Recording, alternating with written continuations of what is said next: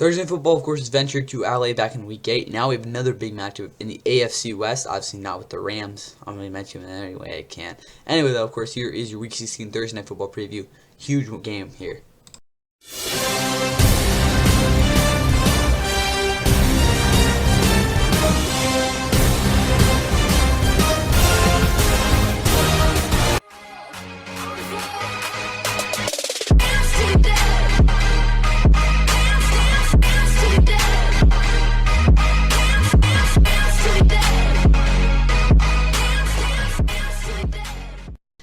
And with that, what is going on, guys? Welcome back to the Fun of course. Please like and subscribe if you guys enjoyed the Week 16 Thursday Night Football preview. Obviously, we have a big one on tap here tonight, as of course the 9-5 Denver Broncos coming up again, four winners of 4 in a row. Get ready to take on their division rivals in the Chargers, of course, sit at 8-6. Both these teams, I gotta pull that up, but no, not that. There we go.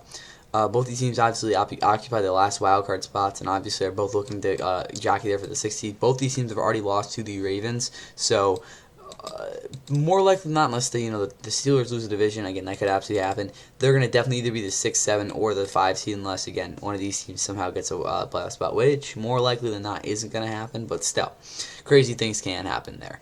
But more importantly for the Chargers, they're obviously coming off of a tough blowout loss at home, again, on a short week here against Tampa. 40-17 was final on that one. Justin Herbert threw his first interception since I don't even know when. So yeah, it's been a tough time for the Chargers over the past 4 weeks. Of course, they've lost 3 out of the last 4, like I mentioned before. And again, they need to bounce back big time because, again, if this team continues to play like this, they're, again, I already talked about it offensively. I'm very concerned with them because I don't think this offense can consistently move the ball with how they're structured right now. But the good thing for them is this Broncos defense, as good as they are at times, there are matchups that I think they will have that they could definitely take advantage of. But Justin Herbert can't turn over the football again.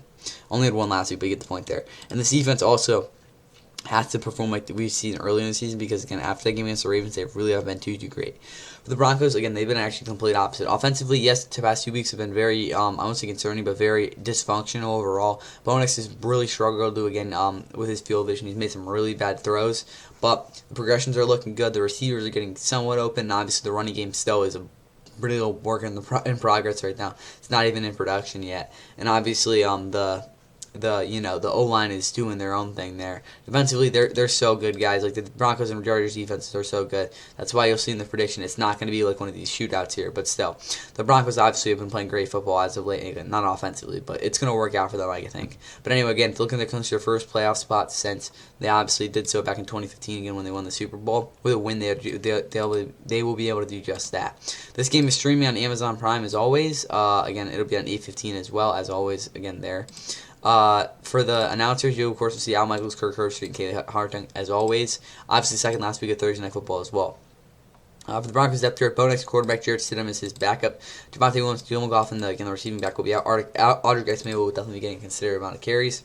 Cortland Sutton, Devon Bailey, and of course for Troy Franklin, their receiver. Adam Trautman, Nate Atkins, the tight end. Michael Burton, a fullback. O-line is healthy.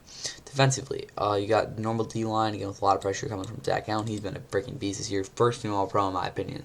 Which, again, is crazy when you think about it, but he's played like it this year. Nick Benito also should get some consideration there. I mean, there's a reason he's been so good. Jonathan Cooper, obviously Jonah Ellis there as well with Justin Strange, Cody Barnett, little linebacker. PS2, Riley Moss will be out again, so Damari Mathis will probably start considering Levi Wallace cannot cover open grass.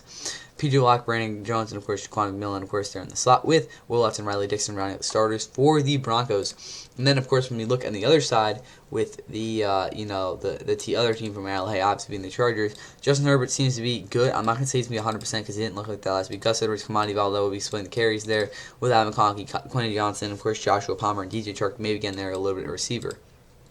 Will Dissly's out. Stone Smart will start. Of course, Tucker Fisk also there at tight end. Scott Malik, fullback. Zion Johnson, the left guard, is questionable. Jordan McFadden will start if he can't. The rest of the O-line is healthy. For this defense, Morgan Fox obviously struggled a little bit lately. Puna Ford's been great.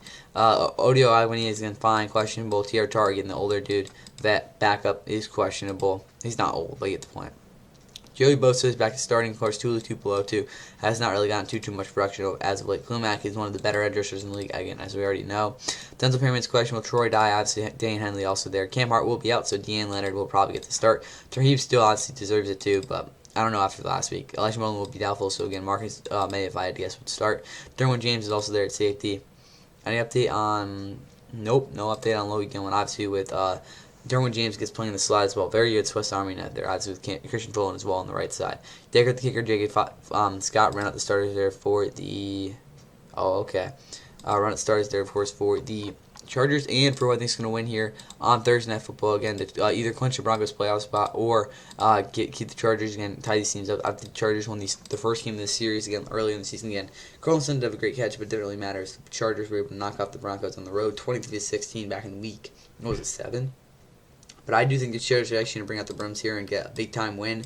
I'm going to say it's going to be definitely low scoring, but honestly, I'll say they win this one 16-13. It'll be a competitive game, obviously, for sure, but I think the Chargers defense will actually be able to step up enough, and the Broncos, again, inability not turn over the football, I think will actually hurt them in this one, and see it end their winning streak. 16-13 final score for the Chargers, and this one is my final prediction. With that said, I hope you guys enjoy the game, and see if the recap of the sucker tomorrow, as well as the preview. No, that'll be on Saturday. Anyway, though, of course, see you guys for the recap of this sucker tomorrow. Looking for Sutton in the end zone, and it is with one hand was the end. They're going to confer and talk about it. No signal yet. Touchdown!